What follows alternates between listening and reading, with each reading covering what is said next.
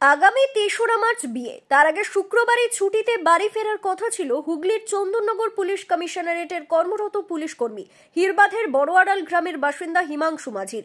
বাড়িতে সেই উপলক্ষে যাবতীয় প্রস্তুতির মাঝে এদিন সকালে আসা দুঃসংবাদ সব এলোমেলো করে দিল। জীবন মৃত্যুর মাঝখানে দাঁড়িয়ে বড় ছেলে। খবর পেয়ে সাত সকালে চন্দননগরের উদ্দেশ্যে রওনা দিয়েছেন বাবা মা সহ গ্রামের কয়েকজন। সূত্রের খবর, ইমামবাড়া হাসপাতালে ডিউটিরত অবস্থায় এদিন ভোর ৫টা নাগাদ নিজের সার্ভিস রিভলভার দিয়ে নিজের মাথায় গুলি করেন পুলিশ কর্মী হিমাংশু মাঝি। বিষয়টি জানাজানি হতেই আশঙ্কাজনক অবস্থায় হাসপাতালে ভর্তি করা হয়। এই মুহূর্তে তাকে ভেন্টিলেশনে রেখে চিকিৎসা করা হচ্ছে বলে খবর। গ্রামবাসীদের সূত্রে পাওয়া খবর, ওই পুলিশ কর্মীর আরেক ভাই সিআরপিএফ এ কর্মরত আছেন। বাড়িতে বাবা মা ছাড়াও কলকাতা পুলিশের অবসরপ্রাপ্ত কর্মী, বৃদ্ধ ঠাকুরদা ও ঠাকুমা রয়েছেন।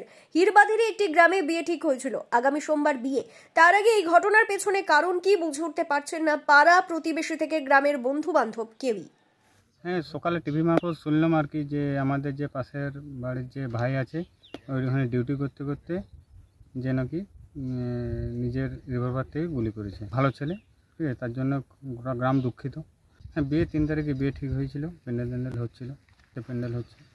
বাড়ির অবস্থা তো সিচুয়েশন তো বুঝতেই পারছেন, একটা বাড়ির ছেলে যদি অমনি অবস্থায়, এখন বিয়ে ৩ তারিখে বিয়ে, সব নিমন্ত্রণ হয়েছে, লোকজন আসতে শুরু করেছে। ঝামেলা না, খুব ভালো ছেলে, গ্রামেও খুব নাম আছে ছেলে, দু ভাই। আমি ওই সকাল দিকে টিভিতে দেখলাম আর কি খবরেতে, মা বাবা গেছে, গ্রামের লোক গেছে, ওই ডাব্লিউবি পুলিশ ছিল, বছর ৩-৪-এর মতো, ৪-৫ বছরের মতো। ছোটোর থেকে আমাদের সাথে খেলাধুলা করতো, তো আমাদের থেকে জুনিয়র হলেও আমাদের সাথে খেলাধুলা করতো, সবই করতো। খুব তাড়াতাড়ি সুস্থ হোক।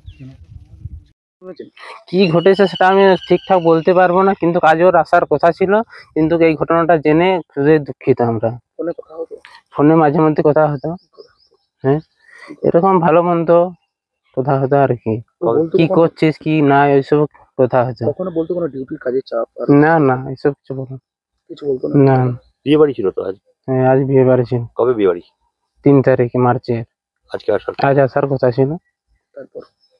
তারপরে হঠাৎ সকালে শুনছি আমরা এরকম ব্যাপার। তো এই যে মানে নিজে গুলি চালিয়ে নেওয়ার, এরকম কি এই ধরনের ছেলে কি বটে? না। কেন এরকম ছেলে ওর নয়।